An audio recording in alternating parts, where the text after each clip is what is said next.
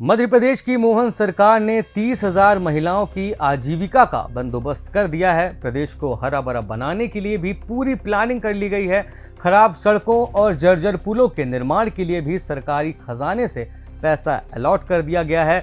नदियों और जल स्रोतों को बचाने के लिए भी बड़े स्तर पर योजना बना ली गई है।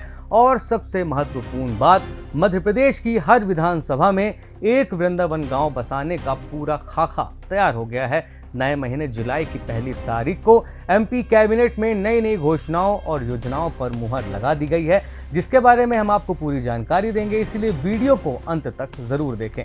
सबसे पहले बात करते हैं वृंदावन गांव योजना की। कैबिनेट ब्रीफिंग के दौरान डिप्टी सीएम राजेंद्र शुक्ल ने बताया है कि राज्य के हर एक विधानसभा में एक गांव को मॉडल विलेज यानी कि आदर्श ग्राम बनाया जाएगा और उस गांव को वृंदावन ग्राम कहा जाएगा। एक आदर्श ग्राम कैसा होगा, उसमें क्या क्या होगा, ये भी सरकार ने बताया है। जैसे वृंदावन गांव में एक गौशाला होगी, ग्राम पंचायत और आंगनबाड़ी भवन होगा, स्वास्थ्य केंद्र होगा, स्कूलें होंगी, यात्रियों के लिए प्रतीक्षालय होगा, सोलर से चलने वाली स्ट्रीट लाइट्स, लाइब्रेरी, आधुनिक पशु चिकित्सालय, गांव तक की पक्की सड़क, हर घर नल connection, biogas plant, public toilets, garden, गौ समाधि स्थल और शांति धाम का निर्माण होगा।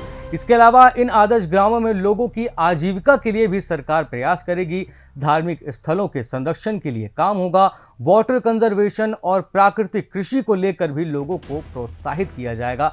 राजेंद्र शुक्ल ने यह भी बताया कि इन गांवों का पूरा मास्टर प्लान बनाया जाएगा, फिर उसे अमल में लाया जाएगा और मुख्यमंत्री वृंदावन ग्राम योजना सिर्फ गांवों तक सीमित नहीं रह जाएगी, वो आगे जाकर आदर्श विधानसभा फिर आदर्श जिले के लिए भी काम करेगी। अच्छा, आदर्श ग्राम बनने के लिए दो कंडीशन है। पहली ये है कि गांव की आबादी कम से कम 2000 होनी चाहिए और गांव में कम से कम 500 गौवंश होने चाहिए। वो कौन से गांव होंगे जिन्हें वृंदावन गांव बनाया जाएगा, ये जिले के कलेक्टर तय करेंगे।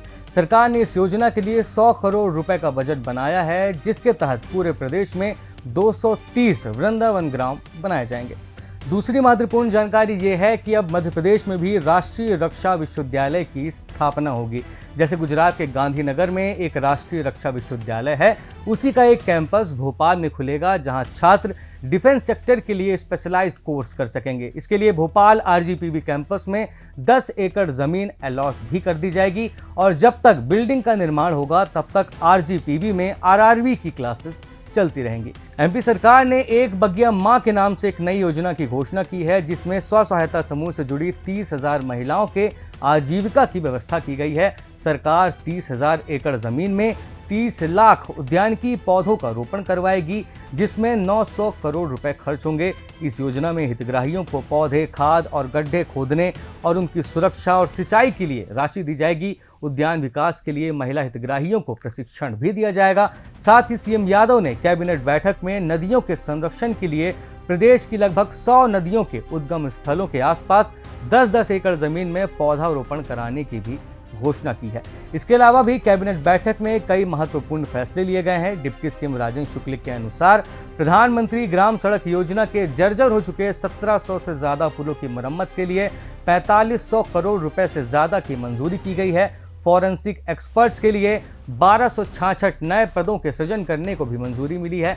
इसके अलावा मैहर, पंडुरना और मऊगंज में अनुसूचित जाति व जनजाति के ऑफिस खोले जाने पर भी कैबिनेट ने सहमति जताई है। साथ ही जिलों में ओबीसी छात्रावासों में भोजनालय बनाने के लिए भी कैबिनेट की मंजूरी मिली है। कैबिनेट ब्रीफिंग में राजेंद्र शुक्ल ने यह भी जानकारी दी है कि 4 जुलाई को सरकार बोर्ड परीक्षा के मेधावी छात्रों को लैपटॉप वितरित करेगी। हमें उम्मीद है ये जानकारी आपको पसंद आई होगी। अगर वीडियो अच्छा लगा हो तो लाइक करें, शेयर करें, कमेंट करें और हमें बताएं कि आपको ये वीडियो कैसा लगा। इसके अलावा मध्य प्रदेश से जुड़ी जरूरी अपडेट्स आपको मिलते रहें, इसके लिए हमारे चैनल को सब्सक्राइब जरूर करें। धन्यवाद।